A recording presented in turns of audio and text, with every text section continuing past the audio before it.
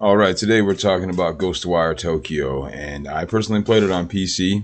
The only thing with PC was it. I have a mid-range gaming PC. It's not bad. It'll play whatever's out.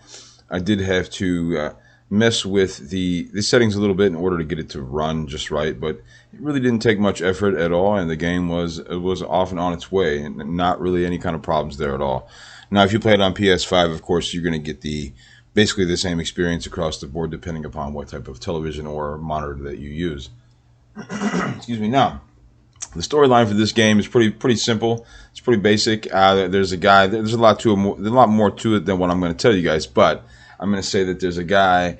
He's stolen the souls of all the people in the city, and part of what you're going to be doing while you're in the game is collecting some of these souls and then sending them back so that they can have the opportunity to go back to their bodies or whatever it may be. Now, the story is pretty basic, but it does keep you moving along. Now, as you see right here, this is a gate. Now, there's a fog that encompasses the city. You're going to be utilizing these gates to, every time you see that, every time you open a gate, the fog will lift from these areas, and then you have the chance to explore these areas and go ahead and do missions within these areas.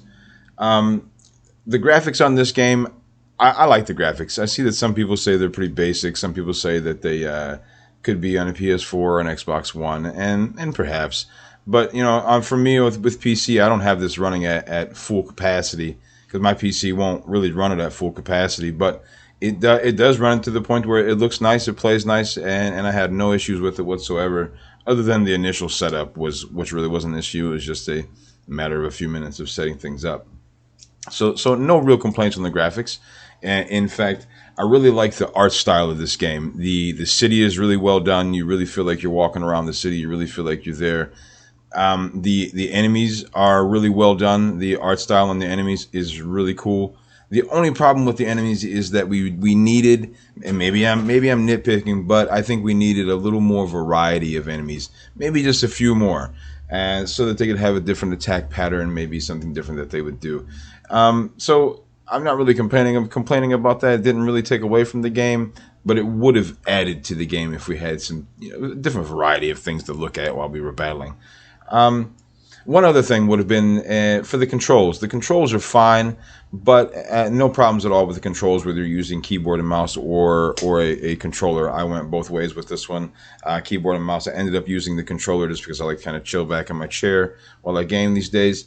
But the game is really fun. The gameplay is fun. But one thing it would have done well, this is only my opinion, of course, if there would have been a dash button, even if it would have been tied to some type of a stamina meter or something like that, it would have been cool. But otherwise, there's actually no complaints about the gameplay whatsoever.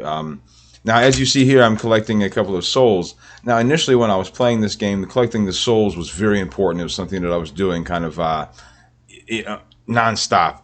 And later on in the game, it kind of became a side thought, like a side note. I was kind of running past them here and there, and I really wasn't paying attention to them.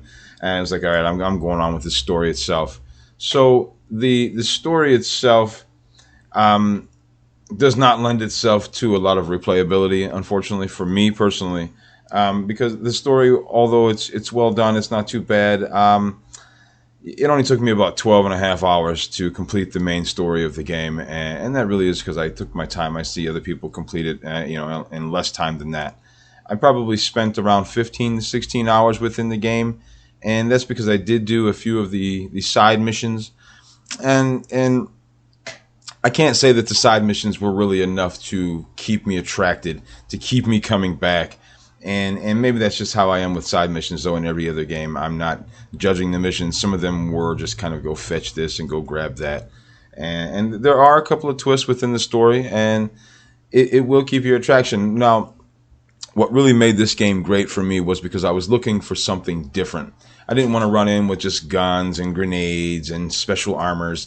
I wanted to see something different. I wanted to see a different environment. I wanted to see different weaponry, different enemies. And this game, for me, on that particular front, it totally delivers. You're running around the city. Now, I mean, look at these enemies. It's headless schoolgirls. You never think that you're going to be fighting this. Now, while these enemies, now you see this gameplay, it's really fun. The problem is you fight a lot of these characters. You're going to fight quite a few of these characters, in fact. And then there's many of the Slender Man-looking characters, if you know what that is. while the characters are well done, like I said before, we just needed a few more enemies to go ahead and battle. That would have been great. Otherwise, I'm going to go ahead and recommend this game, whether you're playing it on PC or PS5. I think you would have probably a really good time with it. So remember, no matter what you're playing, have fun.